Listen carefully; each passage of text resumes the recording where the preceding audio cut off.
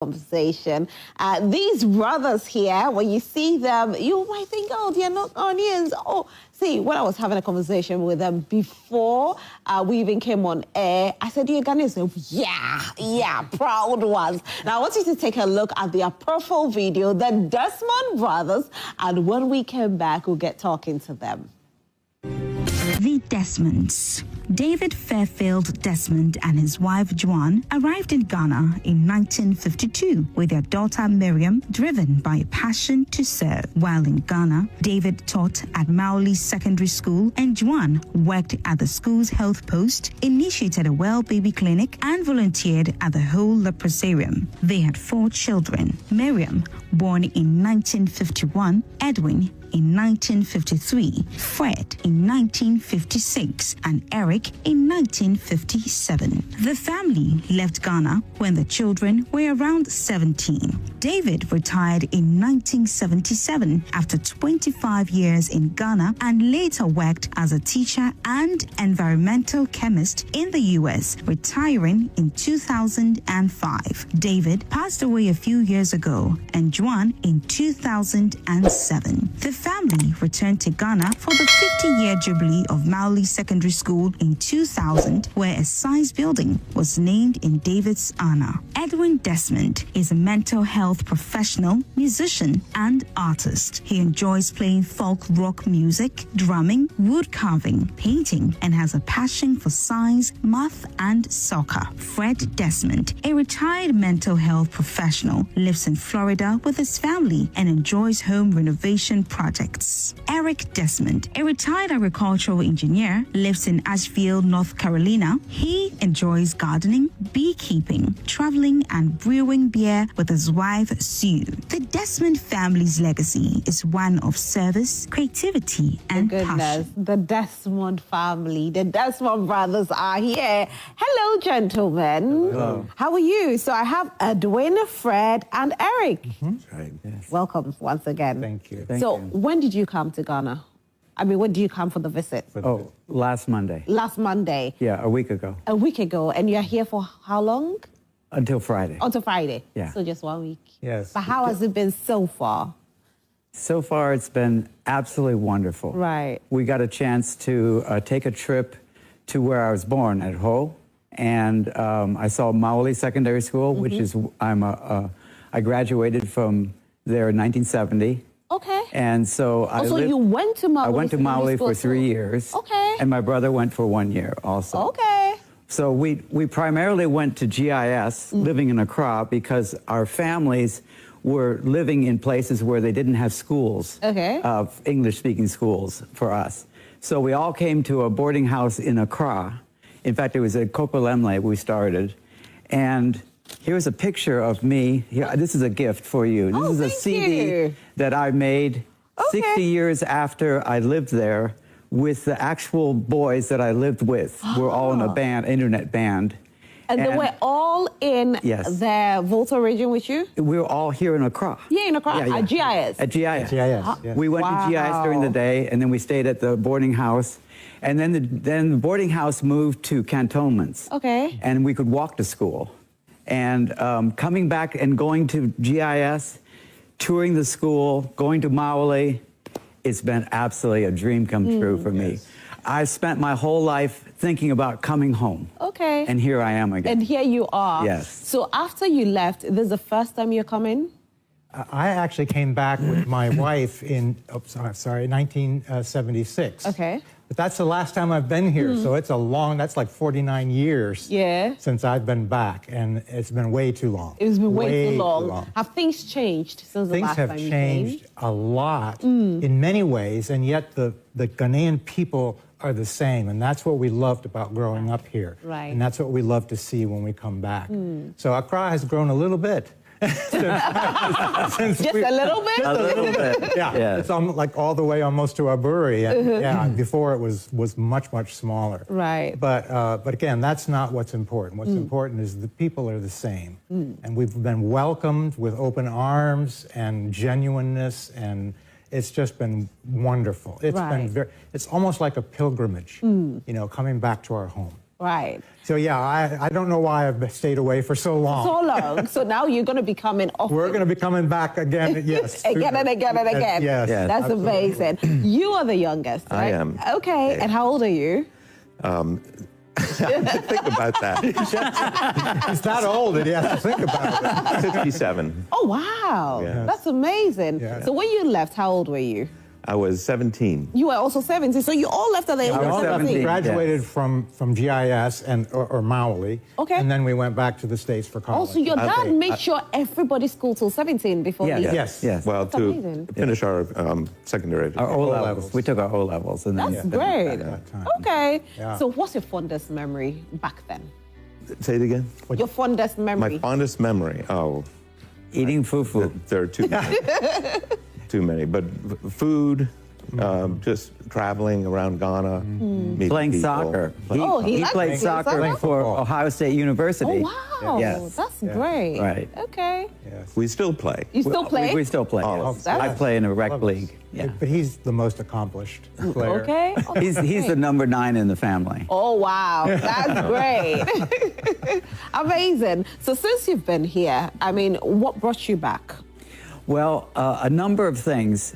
We have a group of people that all grew up here.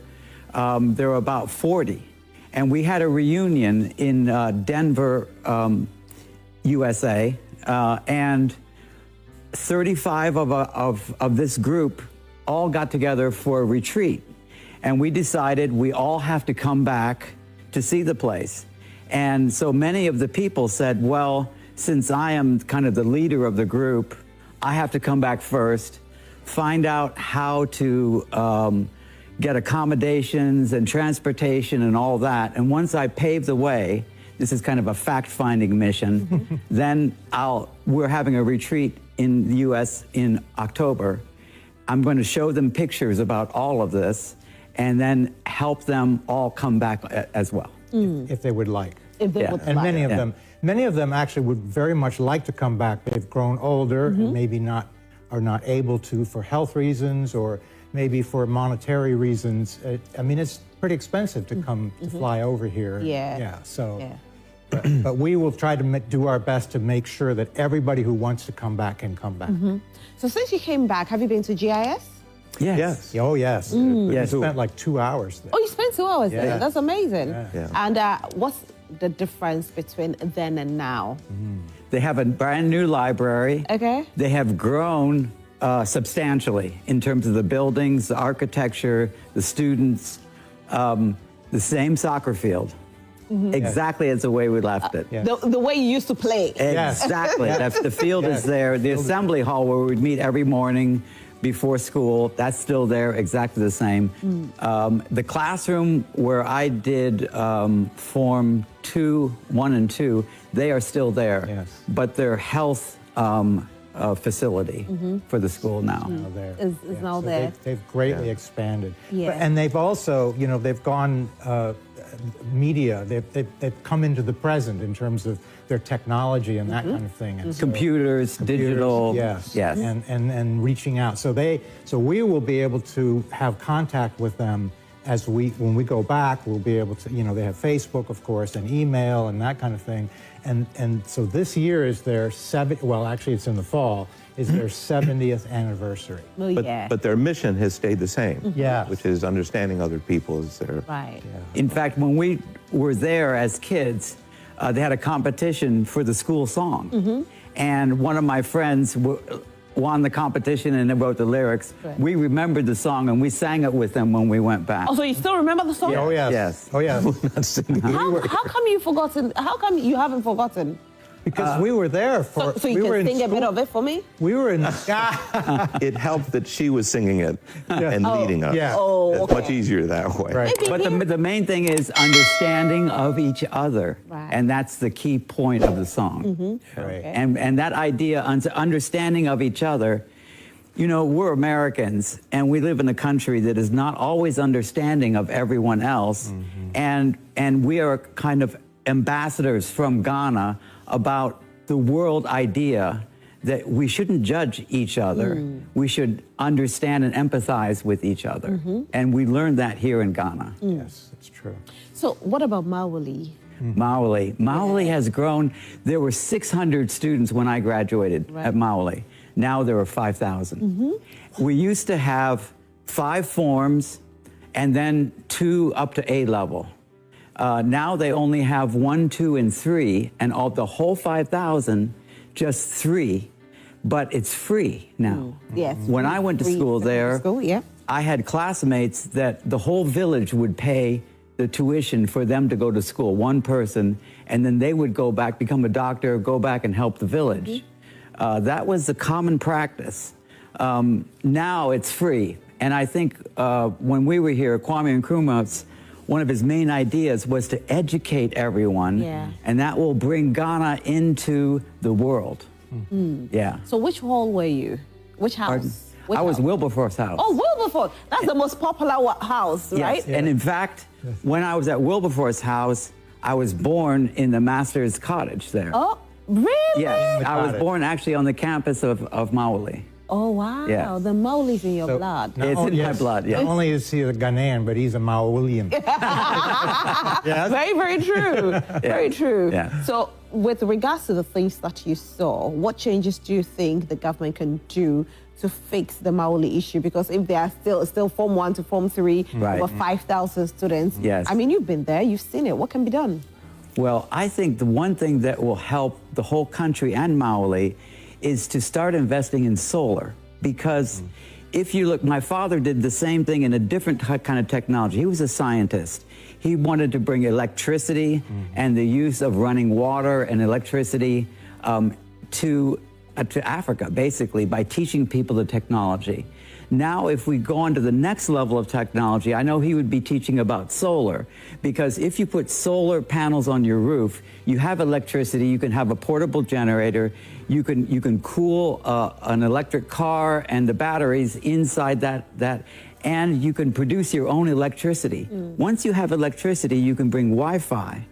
You have a computer in every house. You can learn up to the university level any subject on the internet. Yeah. So it would be a way to bring the technology that is renewable to this country. It would put this country on the same footing as any other country. Since you've been here, what have you enjoyed the most? The food. The food? Other than the people. I mentioned the people. Yeah. That's so important. Just so welcoming and so warm and accommodating and genuine. But definitely the food. Oh, fufu, all the fruits. Mango, oh my gosh, mango is in season. Mango, you have the best mangoes. When I first went back to the States, I was so disappointed when I tried a mango that I found in the store. I was so disappointed when I tried a banana. Had no taste to it. Yeah. Bananas here are just premium. They're so good. And so, yeah, all the fruit, all the food, red, fufu. Oh, you call it red. Soup, I like that. You're a true Ghanaian. Well, Ghanaians. Yes. Sweet pads. We know how to make those dishes. Oh, you can cook? When we learned we how to cook them, make them, prepare them when we grew up here. Oh, wow. Yes, our parents made sure that we knew, and then we took recipes back. Groundnut stew. We all know how to make really good groundnut stew. Really? Yes. That's amazing. Yeah. Then, you should have, did any of you marry a Ghanaian? No, we didn't. No. But several of our group did marry Ghanaians. Okay. Yes. But I'm just wondering why, when you left, it took so long before you came back. Well, I actually came back in 2000 for the 50th anniversary of Mawuli. And my father came with us, and he was given some accommodations and so on. But it's difficult to make the trip because we have a mindset that it's so far away, and it's hard to maintain contacts with people to know where to go, where to get transportation and all that. And I think we've figured that out. Okay. Yeah. Well, it was much harder before the internet and talking to people across the ocean.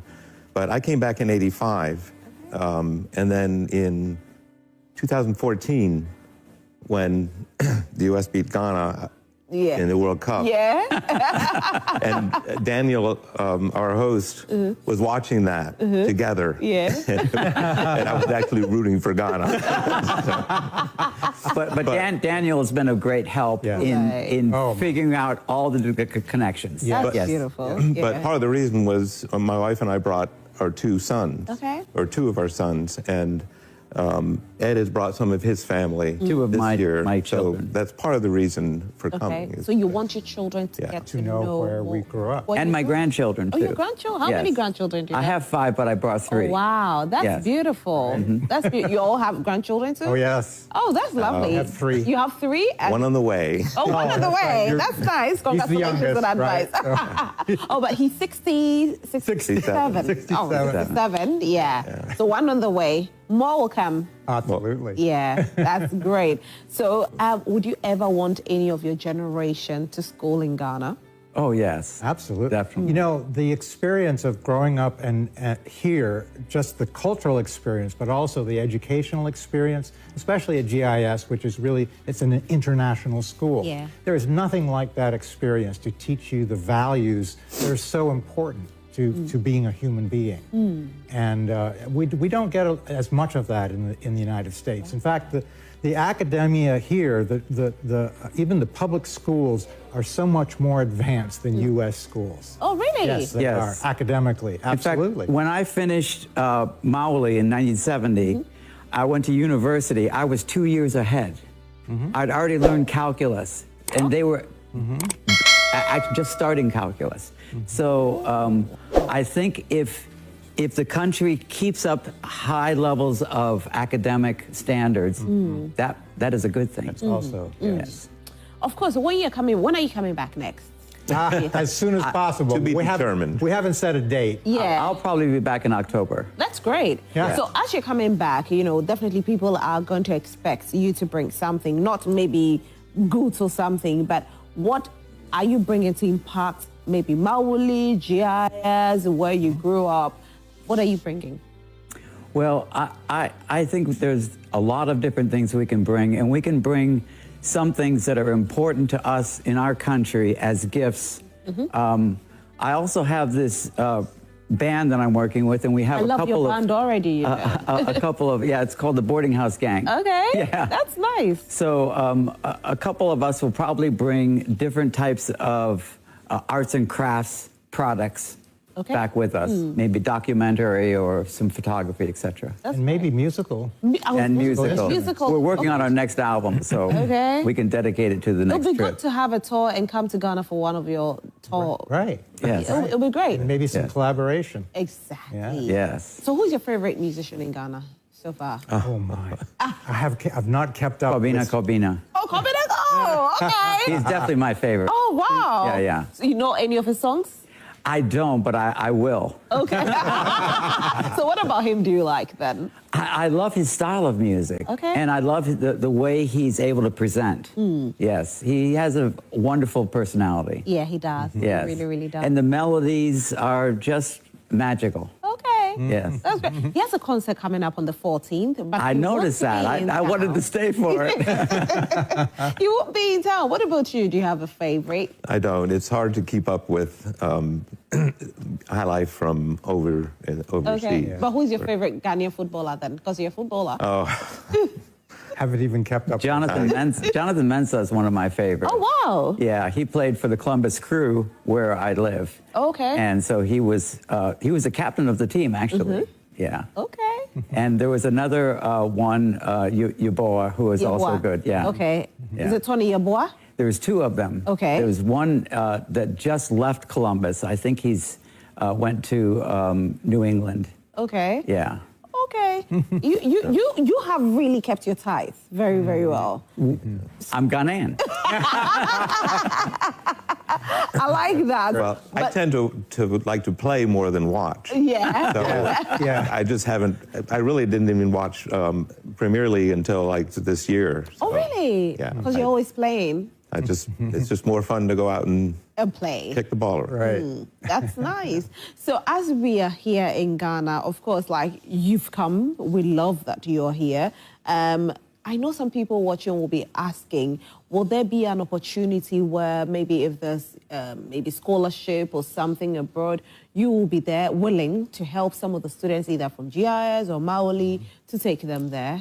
Have you thought about that? Considered that? I think our first step is to get our group to help sponsor someone at GIS, a student in their boarding program or something, to give them a scholarship to be able to go to school there. And I think we'll start with that. That might be a next step to have someone go to abroad. That'll be great. And also materials. We're going to be collecting funds, raising funds so that we can help purchase materials for the schools that really need books and you know, things, technology and things like that. And I agree. I think that's the first step. A drop in the bucket, but yes, Yeah. every little bit helps. Yeah, that's true. Every little helps. You know, there are people who are in certain areas and all they need is a pencil. Yes, yes, something to write on. Something to write or on. something, Yeah. Has Volta region developed though since you left? It has developed a lot. And in fact, Ho, for example, only had one school when I was there, and now they have like 4 universities, which is, and it's grown so much. It's amazing. It's impressive. So you were surprised when you went there? Very surprised. Oh. Yes. When I lived there, I could walk through town myself and go to the market, go from one end of the town just walking. Now it's so spread out, you'll need a car or a bicycle. Yeah. So, you know, you stayed here, lived here 17 years before you left. When you went back, was there, you know, that cultural confusion? Yes. It was. I especially experienced some cultural issues. Okay. And you know, it was because, and I didn't expect it. Nobody told me, you know, that I wouldn't really fit in. So with the white Americans, I didn't fit in. They have an American culture. They grew up as Americans. They didn't understand me. A lot of their words they used, a lot of the sayings they used, their cultural practices were different. They were foreign to me, and I thought that maybe I would get along with or fit in better with the African Americans, but that also didn't happen because you know, they're raised as Americans, right? And so they have their own culture and their own language and words and stuff, but nevertheless, it's American, you know, influenced, if you will. Yeah. And so I didn't really fit anywhere, and I was very lonely. I missed Ghana quite a bit for the first year or so until I was able to, you know, learn the culture and assimilate. So. Was the same for you as well? no, I think part of it was football because I would go and play pickup games and meet a lot of people that way, and I didn't seem to have any trouble. Okay. And in my situation, I did that question wasn't it available. because, I mean, this football that they had, totally different, you know, it seemed silly to me. But, you know, now I love watching Ohio State football. Yeah. So what about you? Was the same for you? I had a difficult time at first, but I got into the field of mental health and psychology. Okay. And so I worked with a lot of people who were, by personality, non-judgmental and accepting of everyone wherever they were. And you know, I ended up being a director of a mental health center, a government-run mental health center. And it was very strange because I hired many Ghanaians because I knew their natural personality is very emotionally compelling, that they also look out for each other, they take care of each other, they're very nurturing from their personality. And one time I had one of the staff said to me, "That's nepotism because I'm hiring all the Ghanaians." Because you love them all. Yeah, right. They're family in a way. Yeah. But it worked out very well because they were able to show the kind of values that we have in Ghana in the practice of mental health care. And it was very effective. It was fun. Yeah. So for you, how long did it take before you were able to fit in? It was about a year or so. Oh wow, that's long. Yes, but and part of the reason was I didn't have the availability of soccer where I was, and I was commuting to the junior college that I was going to in Daytona Beach. I was commuting like an hour and a half each day, each way, you know, and so I spent all my time on campus studying and that kind of thing. But there were 2 school counselors who were there, and they noticed that I didn't understand the American academic system about classes. Like in Ghana, we went to like maths, we did it every day of the week. Yeah. There, they would do maths on Tuesday and Thursday. And so I missed a couple of, I would come in and I'd be like, where's my math class? They'd say, no, we don't have it today. So I got confused, and they sort of took me under their wing, and they talked to me a lot, and we had lots of chats about, you know, coming to America and being in Ghana, and like your colleagues, they were, you know, non-judgmental, and they were nurturing toward me. And so within a year, I was able to, and they helped me find other friends. They got me involved with helping other students on campus and the organizations that they were working with. And so it was, and that's actually why, one of the reasons why I also went into mental health. And so I have a doctorate in counseling psychology. Oh, that's lovely. Yeah. So. Okay. I think at the same time, all of us felt on a daily basis that there's something missing in our lives because we're not where we came from. And no one around us understood the difference between living in the rainforest, for example, versus living in the U.S. And that's why coming back here has been very cathartic for us. It's been wonderful. So for the people there, their lives are very different. For us, we are homely, so I'll say they are not as homely as we are, but you were able to bridge that gap. And was there a time where you used to call your parents and tell your parents that you wanted to come to school here in Ghana? Or at that point, you felt like, okay, even though I'm struggling, I still think that this place has a better life, and I still want to be here. Well, for me, well, actually for all of us, I thought about that, but there was no way. We couldn't call our parents at that time. Oh, there was no phone? Oh, there were no phones. Well, there were phones, but you couldn't go really call like transatlantic. It was very difficult to do. You would have to schedule the call.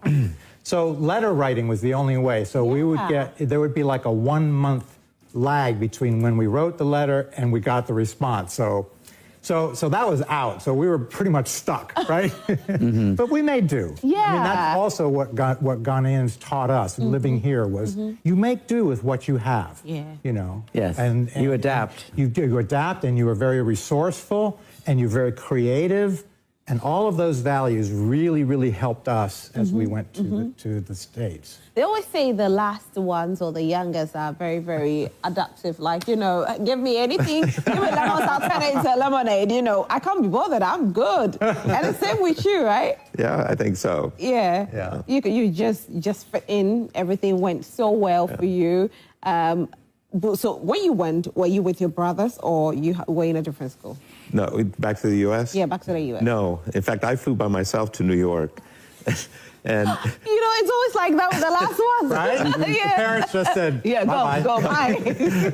and got ready for university and orientation pretty much by myself until they returned from Ghana, and we met up in the summer. Okay. But you were in Columbus, right? I went to Columbus. So the two of them were very close. Okay. And I moved my family in the U.S. to Columbus to be with my brother. Okay. And my parents were there then, too. Okay. Yeah. But once again, you know, I was down in Florida, so, you know, much farther away. And, you know, again, even back then, telephones weren't nearly as, you know, as available, if you will. And we have a grandmother and an aunt that live in Florida near. Okay. Yes, so I lived with my grandmother. Okay. And it was, and that was wonderful too. She was a wonderful woman. Yeah.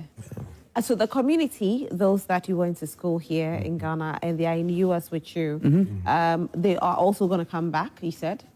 I think many of them will. Okay. Yes. So what plans do you have as you come back?